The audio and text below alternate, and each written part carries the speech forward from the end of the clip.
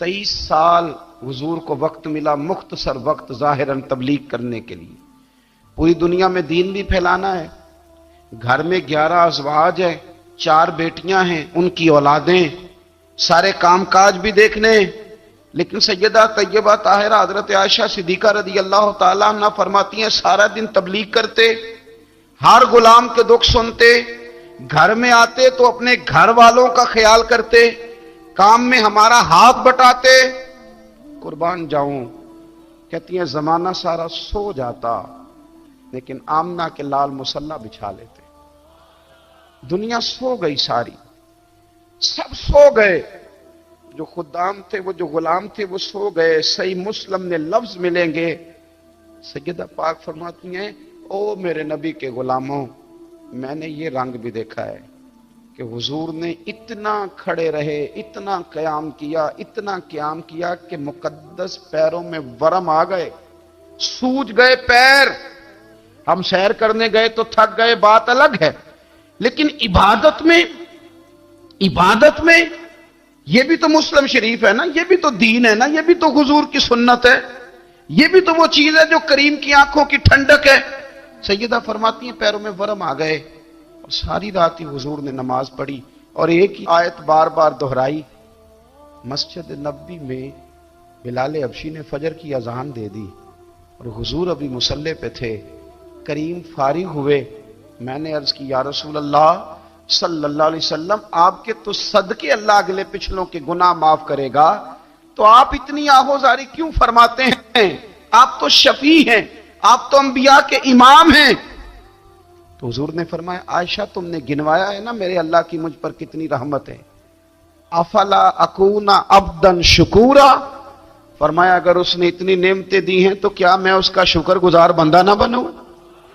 मैं शुक्रगुजार बंदा ना बनूं उसका? फिर अगर इतनी नेमतें उसने दी हैं, मुझे इतना नवाजा है, तो फिर मैं उसके सामने सजदे ना करूं?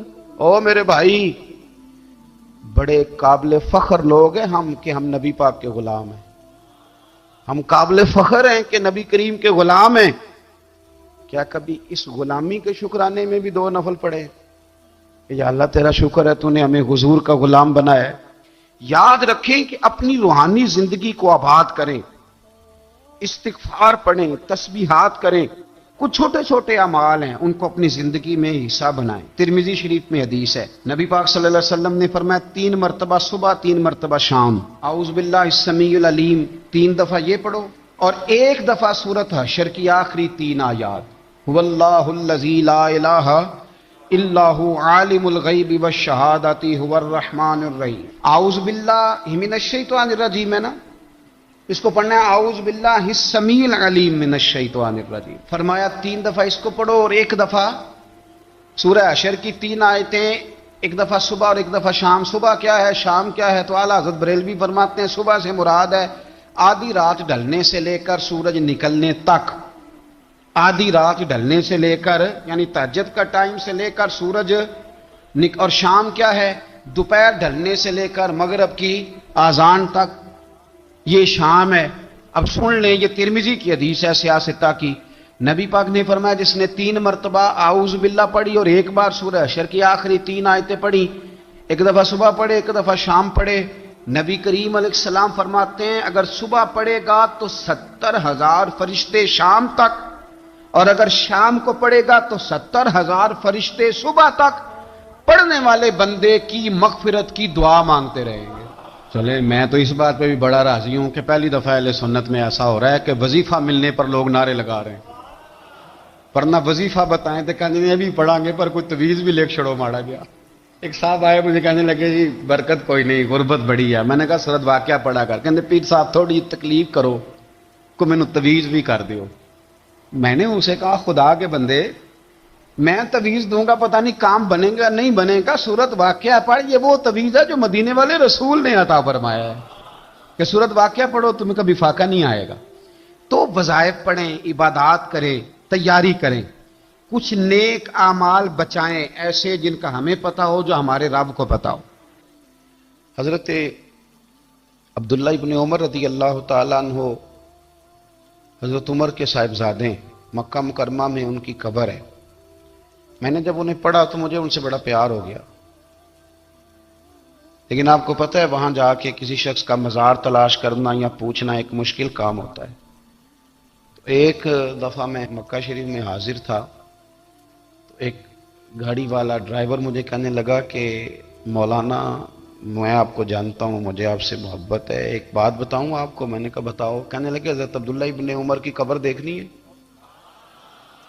میں نے کہا یہ تو نہیں کہہ رہا، یہ کسی نے بندوبست کرایا ہے، یہ اللہ نے تیرے دل میں بات ڈالی ہے کہ ہو گیا تو لے چل مجھے۔ حضرت عبداللہ ابن عمر کو نبی پاک نے فرمایا تھا راجل صالح، یہ نیک بندہ ہے، یہ متقی آدمی۔ حضرت عبداللہ ابن عمر رضی اللہ تعالیٰ عنہ سیدنا فاروق اعظم رضی اللہ تعالیٰ عنہ کے صاحبزادے ہیں، اور ان کی ہمشیرہ سیدہ حفصہ رضی اللہ تعالیٰ عنہ حضور کی زوجہ محترمہ ہے۔ ایک دن اپنی ہمشیرہ سے کہنے لگے کہ نبی کریم صلی اللہ تعالیٰ علیہ وسلم گھر میں آئے نا، اور اگر حضور غم امت میں پریشان نہ ہوں، طبیعت کو حشاش بشاش دیکھو، تو ذرا پوچھنا تو صحیح حضور کا میرے بارے میں کیا خیال ہے، پوچھنا تو صحیح کہ کریم کی بارگاہ میں میرا کیا مقام ہے، میرے بارے میں حضور کیا فرماتے ہیں۔ اب بہن کو کام بتائے، اور بتائے بھی بھائی، اور پھر بہن وہ کام نہ کرے، یہ تاریخ میں ہوتا نہیں۔ حضرت عمر فاروق رضی اللہ تعالیٰ عنہ کی صاحبزادی ام المومنین رضی اللہ تعالیٰ عنہ فرماتی ہیں کہ میں تو بس منتظر تھی، انہوں نے تو کہا تھا نا کہ اگر تم حشاش بشاش دیکھو تو بات کرنا، لیکن حضور تشریف لائے، میری باری تھی، میرے گھر تشریف لائے، کھانا پیش کیا تو فوراً میں نے عرض کی حضور ایک بات پوچھنی تھی۔ حضور نے فرمایا پوچھئے۔ میں نے عرض کی حضور میرے بھائی عبداللہ ابن عمر کے بارے میں آپ کا کیا خیال ہے؟ نوجوانوں میری بات پہ غور کرنا، میرے بھائی کے بارے میں آپ کا کیا خیال ہے؟ تو نبی کریم صلی اللہ تعالی علیہ وآلہ وسلم نے میری طرف دیکھا، اور پھر حضور زیر لب تھوڑا مسکرائے، اور بریلی کے امام کہتے ہیں کہ حضور مسکرا دیتے تھے نا تو جو بڑا دکھی ہوتا تھا وہ بھی ہنس پڑتا تھا۔ اب سوال پیدا ہوتا تھا کہ پھر تو اس مسکراہٹ کے لیے انتظار کرنا پڑتا ہوگا کئی کئی مہینے کہ حضور مسکرائیں تو رونے والے ہنسیں، تو اعلیٰ حضرت فرماتے نہیں، انتظار نہیں کرنا پڑتا، یہ مسکراتے رہنا تو حضور کی عادت ہے۔ جس کی تسکین سے روتے ہوئے ہنس پڑے، اس تبسم کی عادت پہ لاکھوں سلام۔ یعنی یہ تو عادت ہے حضور کی مسکراتے رہنا، اس کے لیے انتظار نہیں کرنا پڑتا۔ بھائیو آپ خیال رکھیں گے، غور کریں گے، حضرت عبداللہ ابن عمر رضی اللہ تعالیٰ عنہ کے بارے میں پوچھا تو سیدہ فرماتی ہیں کہ نبی کریم صلی اللہ تعالیٰ علیہ وسلم نہ زیر لب مسکرائے اور فرمایا حفصہ تیرا بھائی ہے تو اچھا، لیکن میں نے سنا ہے کہ عشاء کی نماز پڑھتا ہے تو فجر تک سویا ہی رہتا ہے۔ او نوجوانوں، 10 بجے تک سونے کی بات نہیں ہوئی، 9 بجے تک سونے کی بات نہیں ہوئی، 11 بجے اٹھنے کی بات نہیں۔ حضور فرمانے لگے میں نے سنا ہے کہ عشاء کی نماز پڑھ کے سو جاتا ہے اور فجر تک سویا ہی رہتا ہے، اسے چاہیے کہ تہجد کے وقت اٹھا کرے، اللہ کی بارگاہ میں حاضر ہوا کرے، آہوزاری کرے، سجدے کرے، عبادت کرے، اٹھتا ہے اور فجر میں جا کے اٹھتا ہے۔ حضرت جناب حفصہ رضی اللہ تعالیٰ عنہ کہتی ہے میں نے جناب عبداللہ ابن عمر کو پیغام دیا اور میں نے کہا میرے جوان بھائی سن۔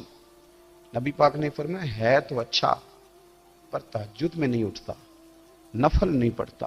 او میری ملت کے جوانوں، مزہ نہیں آ جاتا جب ساری دنیا سوئی ہو، ساری دنیا، اور بستر بھی گرم ہو اور نیند بھی پورا غلبہ کر رہی ہو، اور اچانک گھنٹی بجے دماغ میں، آنکھ کھلے، گھڑی پہ نظر پڑے، 3:30 4 بجے کا پیغام گھڑی بتائے، اور کوئی چڑھتی جوانی والا اٹھ کے وضو کرے، اور جب وہ مصلی کھول کے بچھائے تو مدینے والے محبوب کہتے ہیں کہ ہر نماز پہ رب ثواب دیتا ہے، اور جو اٹھ کے تہجد کی نماز پڑھے اسے دیکھ کے تو رب مسکراتا ہے، جو اس کی شان کے لائق ہے، جو اس کی شان کے لائق، وہ مسکراتا ہے، خوش ہوتا ہے کہ میرا بندہ تہجد میں اٹھ گیا، وہ مسکراتا ہے۔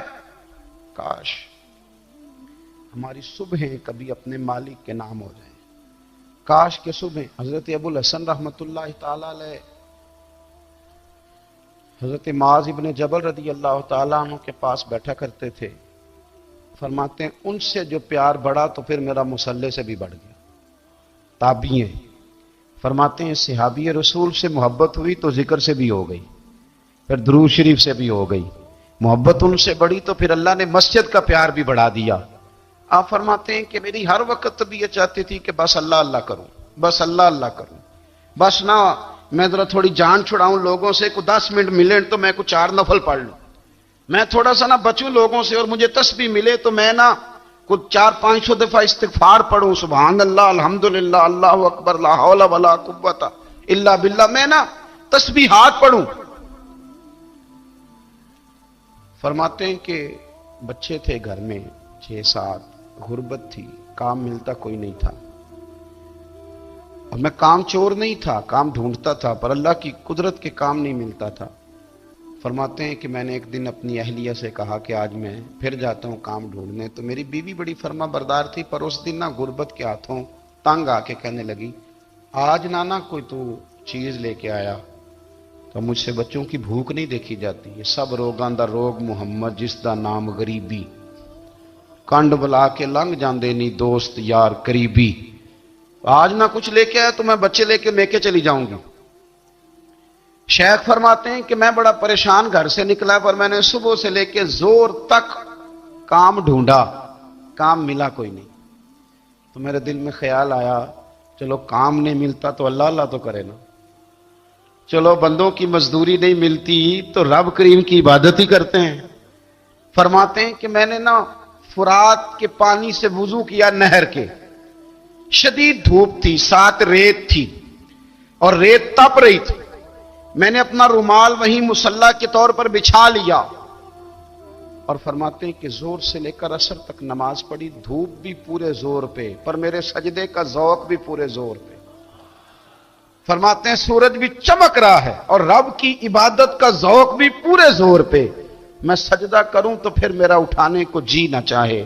میرے استاد لکھا کرتے تھے, یہ ان کا شعر ہے, وہ کہا کرتے تھے مجھے سوز دے, مجھے ساز دے, اور مجھے نیم شب کا نیاز دے, دم سجدہ خود کو میں توڑ دوں, مجھے ایسا ذوق نماز دے.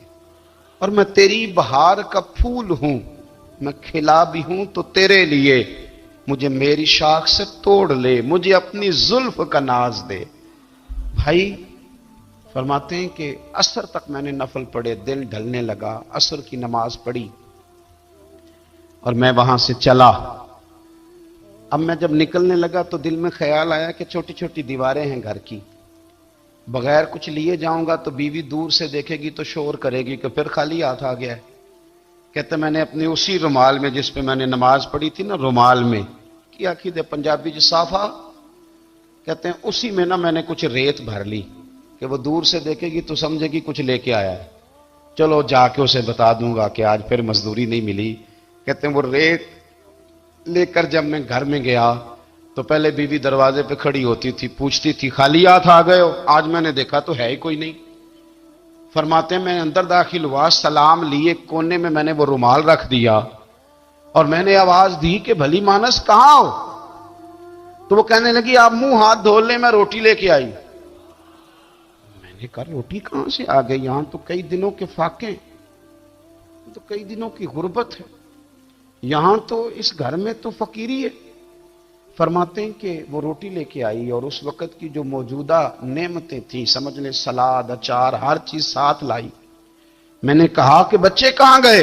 کہنے لگی وہ کھانا کھا کے کھیلنے گئے, آپ کھانا کھا لیں آ جاتے. کھانا اس نے چن دیا. میں نے حیرت انگیز لہجے میں ساری نعمتیں اپنے دسترخوان پہ دیکھ کر کے بیوی سے پوچھا یہ کہاں سے آیا کھانا؟ بچوں کو تو نے کہاں سے کھانا کھلایا؟ یہ سارا کچھ کیسا ہے؟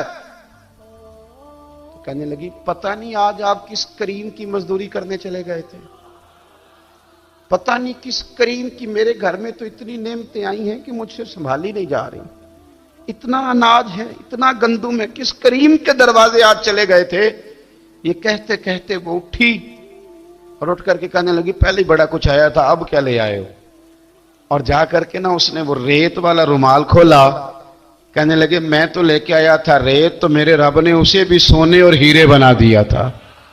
جب آپ کی توجہ اللہ کی جانب، میرے نبی پاک صلی اللہ تعالی علیہ وسلم نے فرمایا ہر چیز اپنے رب سے مانگ، ہر چیز مانگ، ہر چیز مانگ۔ یا رسول اللہ کیا کچھ؟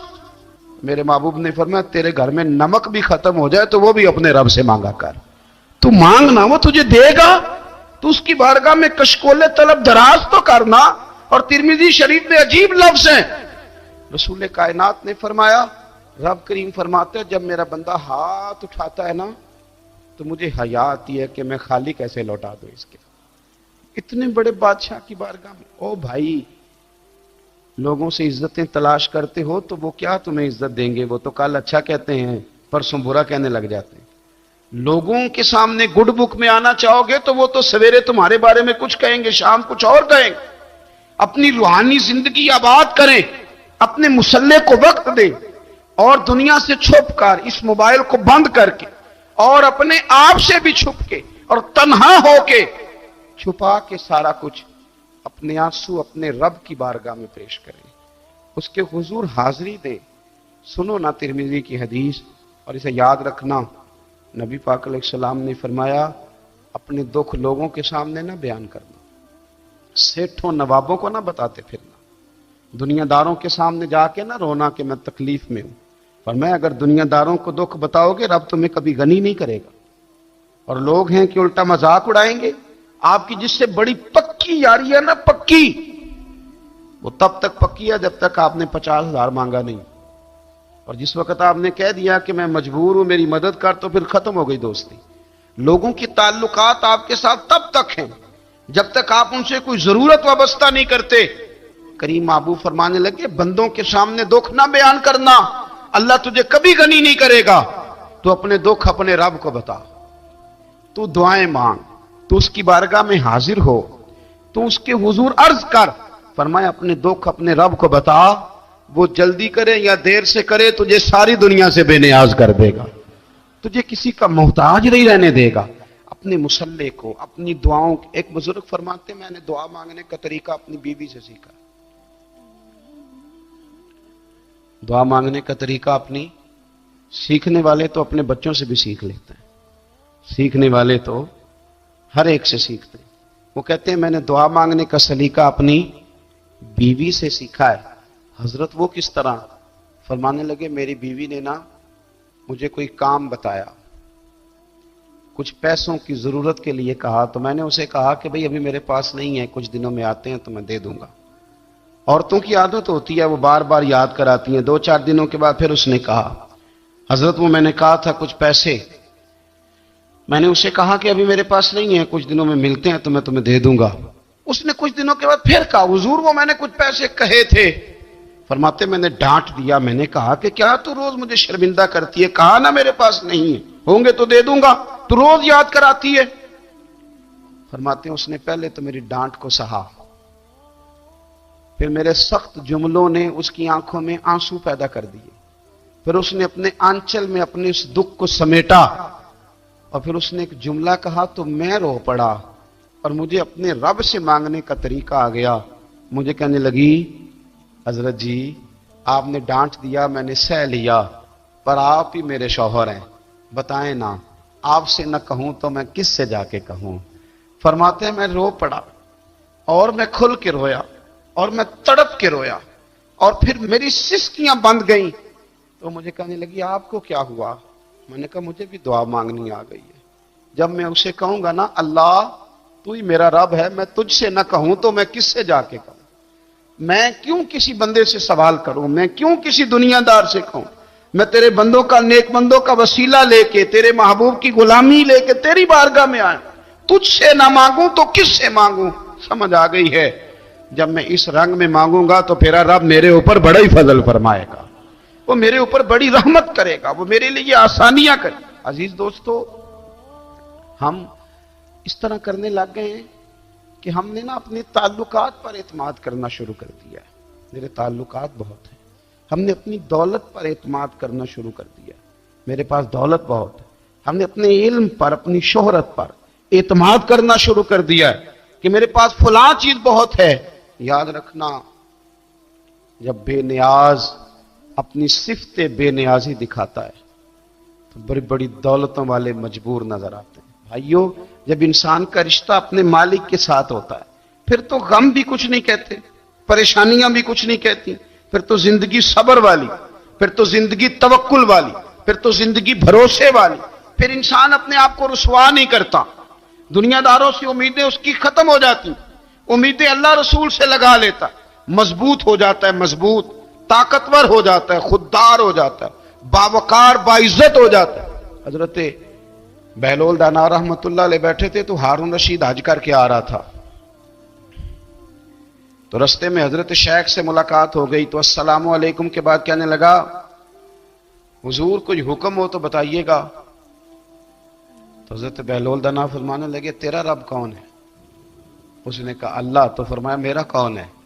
کہا اللہ۔ فرمانے لگے تو بڑا ہی بیوقوف ہے، کیا تو یہ سمجھتا ہے کہ رب ہارون رشید کو تو دے گا اور بہلول دانا کو بھول جائے گا؟ تیرا بھی وہی رب ہے، میرا بھی وہی رب ہے، اس نے اگر تجھے دے کے آزمایا ہے تو ہو سکتا ہے مجھے نہ دے کے آزما رہا ہو، جب اس کی حکمت کے تقاضے ہوں گے تو عطا کرے گا اور دے گا، تو جا اپنا کام کر۔ بھائی اپنی روحانی زندگی، اپنی عبادات، اپنے وظائف، اپنے روزمرہ کے معاملات، اپنی دعائیں، اپنا استغفار، دیکھو کوئی مشکل کام تو نہیں، 2 رکوع ہیں سورہ واقعہ کے اگر رات کو پڑھ لی جائے تو میں کس طرح یہ بات بیان کروں کہ تعویذ بانٹنا آسان ہے اور وظیفہ بتانا مشکل ہے؟